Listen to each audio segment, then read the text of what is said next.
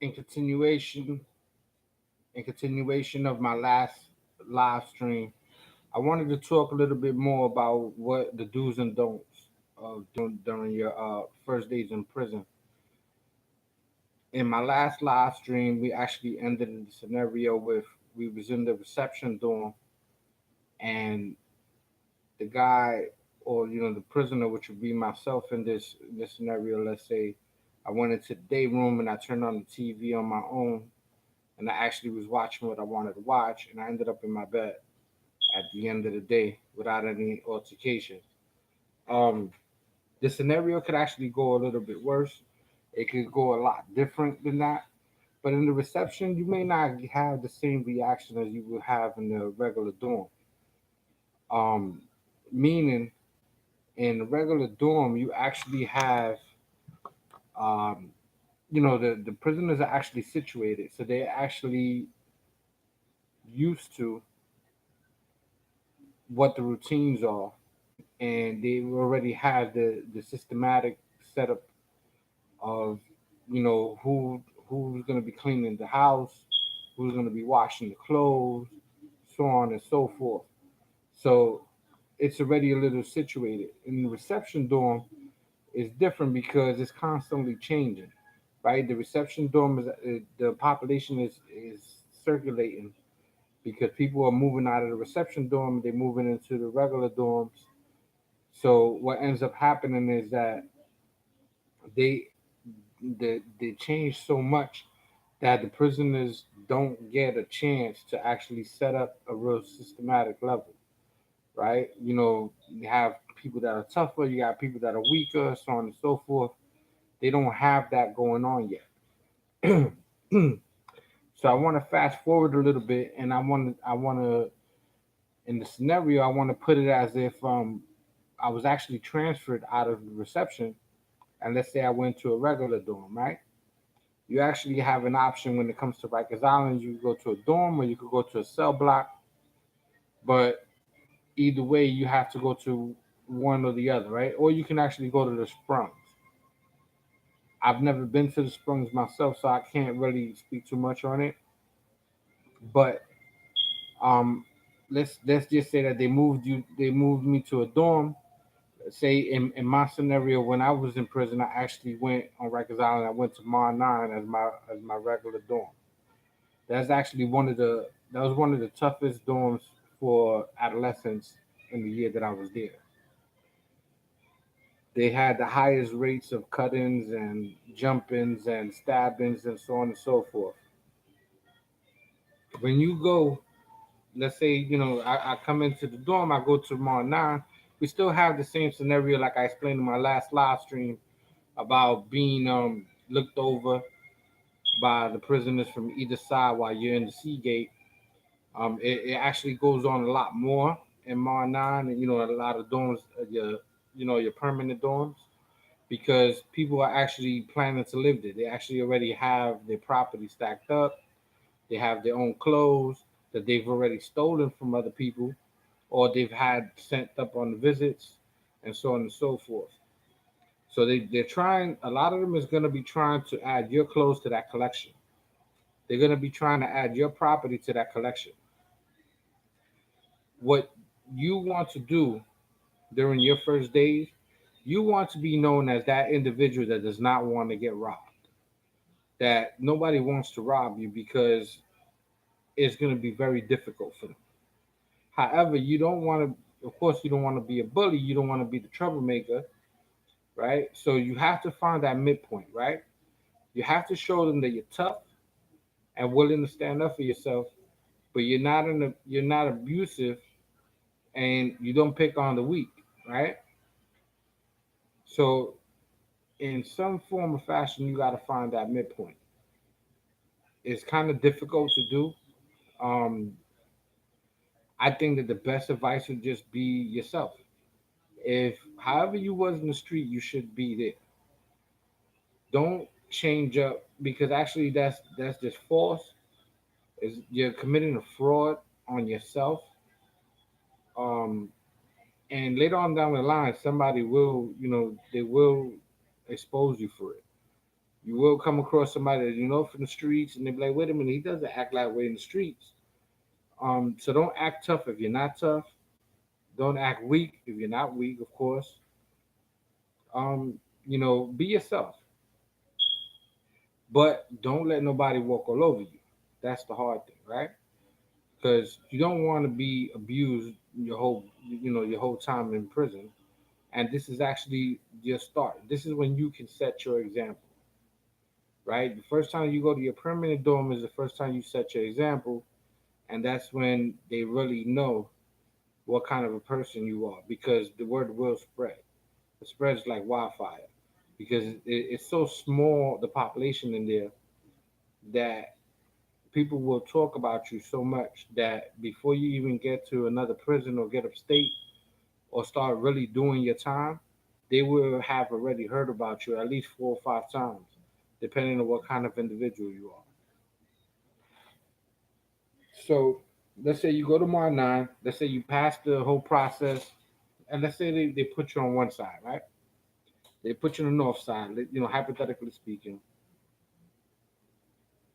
And when they put you on the north side, you go in. Of course, you go in with your bag. The bag got, a few little clothes. You got your blanket, you got your sheets, stuff like that. And, they direct you to an open bed. The CEO directs you to an open bed, says, yo, go set up your stuff, go lay down, make yourself comfortable. Child's at this time, meaning you could eat a meal. My nine used to eat inside. They never used to allow us to go to the mess hall because we had the tendency of fighting with other dorms and other blocks in the mess hall, so they stopped it. So in this scenario, let's say we eat inside for child. Um, so they tell you to get comfortable. The one thing you don't do is you don't make friends. If you did not know these individuals before this day, you don't want to know them now. Honestly, if it just so happens that something happens where your paths cross, um, y'all go on a visit together, you go to court together, so on and so forth. Of course, you let it happen naturally, and you speak to them nice, humbly, but you speak to them with respect, but you don't speak from a weak position, right? Meaning, you don't start a conversation with nobody. There's no reason for that. Um, if you don't want to be their friend, why would you want to conversate with them, right? I do know that it's gonna get lonely.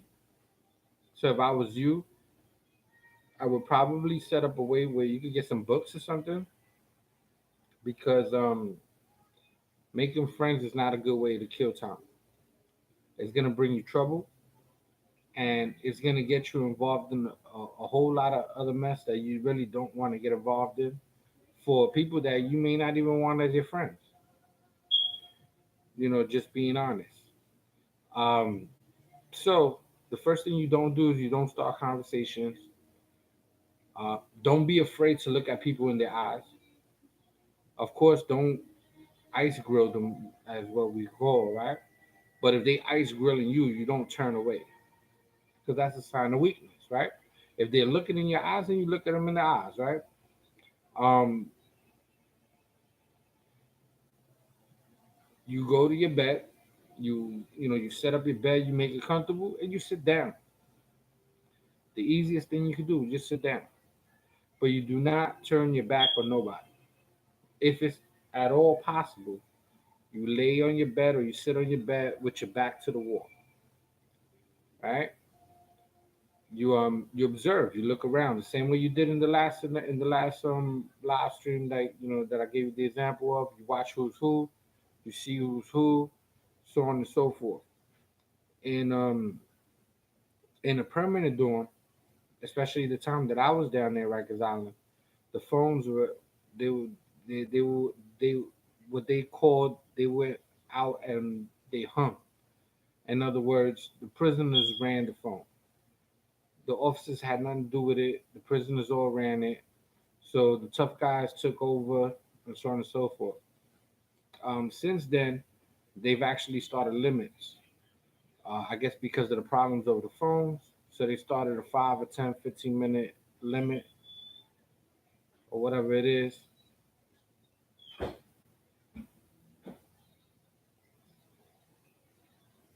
So since they started that, they was trying to avoid the problems. So what they ended up doing was they start running the phones themselves. If they're actually doing that, what the tougher prisoners started doing was they take advantage by the press the weak prisoners to give them their time slots, right? You do not want to get robbed for your time slot. You don't want not want people to pressure you. Because if you let them pressure you once, they're going to continue to do it throughout your whole time in prison. Just being honest. You allow it to happen, the word is gonna spread, and everywhere you go, they're gonna treat you the same way. So you want to stand up for yourself, right? You want at all times to stand up for yourself to protect your property, protect your health, and protect yourself without looking for trouble, right? That's the mid, that's that middle level you got to find. So, but of course, when you get to the house, you get to the dorm, you want to be able to call your family, let them know that you're okay, you're in a permanent dorm, what days your scheduled visits, so on and so forth. Um, I guess you can ask the officers when you first get there what the phone schedules are and stuff like that. But if they tell you, that they have a system, the prisoners run it, so on and so forth, the best way for you to know who to speak to about it is you watch to see who's nearest the phone all the time, right? Whoever's sitting by the phone the whole time, 9 times out of 10 they run the phone. You be polite, but you be strong, right? And you ask, you're confident by yourself, and you ask, how do I get on the phone? Like how does the jack run, right? Because they call it the jack. How does the phone run here? Now I want to get on the phone, talk to my family, let them know I'm all right. Need a few minutes, right? You don't want to get all crazy, right? Unless you're trying to live that lifestyle. But you need to get on the phone, so you need a few minutes, right? You don't need a half an hour, you don't need an hour, you just need a few minutes. Maybe later on down the line, maybe you might decide you want more, but first you want to observe, you want to see who's who, so you just need this initial phone call so you get in touch with your people, let them know that you're okay, when to come visit you, and so on and so forth. So, that's how you approach it. Uh, you know, they could answer it any other number of ways. I've seen it done differently. 9 times out of 10, they're probably gonna tell you, you can get a few minutes in the morning time, or so on and so forth. Maybe you're never gonna get on the phone at night. If it's imperative for you to use the phone at night, you might have to be ready for a fight because that's usually the time for the tough guys, right? That's considered like the VIP time, I guess. So, if you need it at night, of course, be confident. Same thing. Be humble. Speak to them, and you let them know. Listen, I can only get on the phone certain hours, whatever. My family's home at certain hours, so on and so forth. Can I get a few minutes? And then you got to respond accordingly, right? So let's say you step to them and you ask them that, and they say, you know what, you're only going to get on the phone in the morning. You can't get on the phone at night because I run the nighttime. You got an option, right? Either you say, you know what, forget about the phone. I'm gonna write a letter. I'm gonna send a letter out, and that's it. Or you could demand to use the phone at night. Do not ever go to the police to use the phone from that moment on. Once you find out from the police that the prisoners are running it, don't turn to the police to the correction officers to be able to give you the phone time, because then you're gonna be labeled as that person that goes to the guards for help. And trust me, you don't want to do that. As you know, they're not gonna protect you. It's not gonna help you at all, and it's gonna give you a bad reputation that it's gonna stick with you for the rest of your bit. So what you want to do is, if you're gonna write that letter, you have a there's a possibility that you'll be labeled as a weak person. So you want to be assertive, right? And so you listen. I'm not looking for no trouble. Trying to get a few minutes on the phone. I gotta get on the phone. You know what I'm saying? Give me a few minutes. I just need to make a phone call so my family know I'm alright. They can come visit. You know, still denies it. Say okay, fine. You get ready for a fight, because it's probably gonna be a fight. If they tell you no to get on that phone and you still need to get on that phone, you gotta get ready for a fight. So don't let them hit you first. Everybody thinks the self defense rule and everything. The person that hits first is the person that wins. Just being honest. So if they hit you first, 9 times out of 10, you're gonna get knocked out. You're gonna get hurt, and even if you do beat him up afterwards, he's gonna remember he hit you first. If you hit him first, even if he whips your butt afterwards, everybody will remember that you hit him. They will understand that you're not gonna let nobody walk all over you. So your first move is to go to that phone. You find a way to get to the phone without them knowing, and you grab that phone and you unscrew that, or you unclip it from the wire, and you grab that mouthpiece, and you set it off on the person with the mouthpiece. In my opinion, you have the right to do that. Why? Because you're supposed to be allowed to use the phone. They denied you the phone. You tried to get it humbly. It didn't work. So now, guess what? If you can't use the phone at all, that means they're depriving you of your conversation with your family, they're depriving your communications, and that means you're gonna have a rough bit, right? If you want to go your whole bit without using the phone, that's fine. You could do that too. It's just gonna be a lot harder to establish the fact that you're not gonna let nobody walk all over you, because they're gonna see you as weak and they're gonna try you in other ways. So this is your moment to set your example. If you beat that guy down with that mouthpiece, you best believe that they're gonna speak about you throughout your bit. And the one thing they're gonna say is, listen, he doesn't mess with nobody. He was not looking for no trouble, but he wanted to use that phone and they didn't let him. So he did what he had to do. Okay? So you hit that man and you hit that man hard with that phone. Right? And you keep hitting him until somebody drags you off of that man. Right? That's the keys to fight. That's the secret to fighting in prison. You don't stop. Right? They're gonna tell you to stop. The officers is always gonna tell you, "Yo, stop, back off." You don't want to do that, because the moment you back off, that guy is gonna sucker punch you. He's gonna cut you. He's gonna kick you. He's gonna stab you. He's gonna do whatever he can to you while you're backing off and you're listening to that guard's order. Don't listen to that. You want to get out of that situation in one piece. So guess what? You don't stop hitting that man. You don't stop hitting that man till somebody drags you off of him. Because that means while they're dragging you off of him, they're going to pull him away from you too. So he has less opportunity to sneak punch you. You know what I'm saying? To throw in one of those fake punches, and take advantage while other people are holding you. And honestly, once you do that, you probably prevented a whole lot of other altercations in the future, right?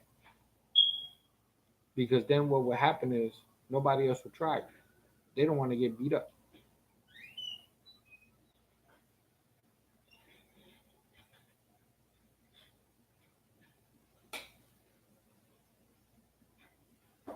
So That's that's the way you deal with that situation, right? You deal with that situation that way, so that way you have a nice bid coming on later on. So guess what? If you did that, then 9 times out of 10, people are not going to try you anymore. Maybe the only maybe only the guy that you beat up, but everybody else, they're going to be a lot more hesitant to try anything with you. They're not going to try to test your reputation or try to take your stuff because they know it's going to be a hard battle. So with that being said, I'm going to cut it off, and we're going to continue this in the next live stream later on down the line. But I guess that's the do's and don'ts about using the phone when you first get to prison, when you first get to Rikers Island, actually. All right? So remember, you always got to step to yourself. You always got to stand up for yourself. Never be weak. Be assertive. Be humble, but never weak again. So that would be the best way to do it. In the next live streams, I'm going to talk about different things. I think I'm done with the first few days. Later on in the bit, I'm gonna talk. Later on in the live streams, I'm gonna talk about what happens later on in the bit. You know, coming across people, what you should be doing while you're in there, like fighting your case, going to law library. What you shouldn't be doing, which is getting robbed, washing clothes. Um, you also shouldn't be abusing nobody because honestly, you're not trying to make that your house. You want to get out of this. You still want to fight your case. You want to be able to win. So we're gonna talk about all of that in the next live streams. Speak to you about the best way to fight your defend yourself in court and so on and so forth. So stay tuned in and catch my next live streams for all that new information.